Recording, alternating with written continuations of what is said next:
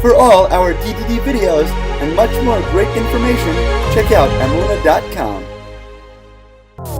Hi, I'm T. And I'm E. And this is the DDD.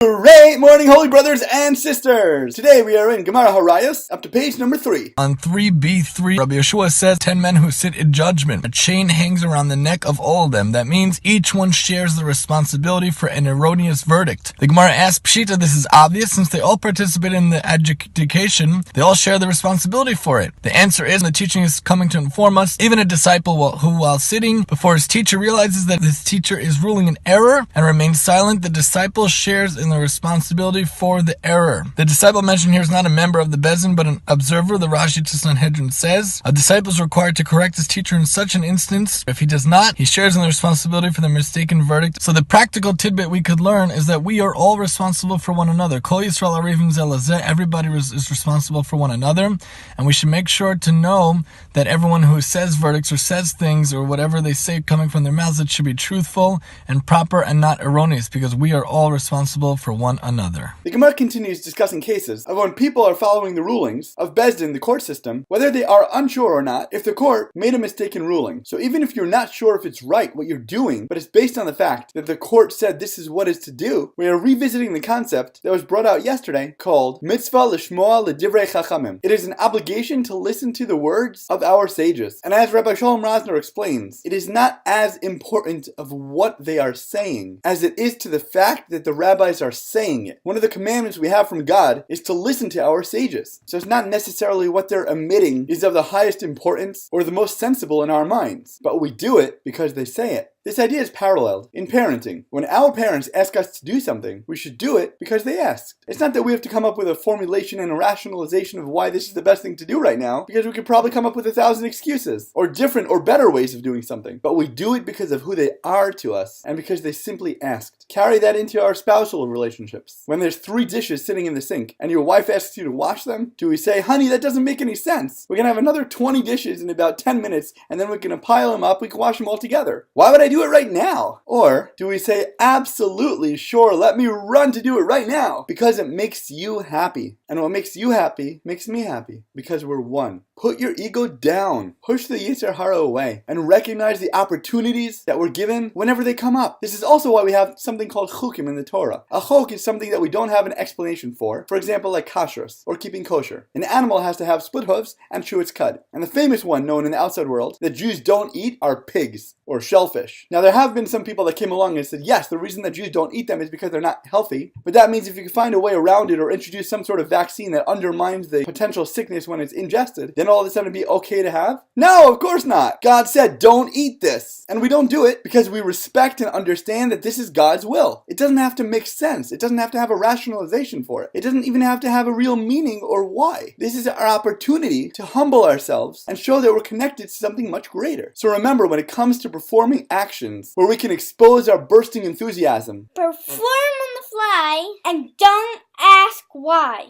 Because these are opportunities to grow and connect to the love that we can then show. As always, thank you so much for learning together. And if you enjoyed this lesson, please remember to like, comment, share, and borrow. And please God, we'll learn again tomorrow.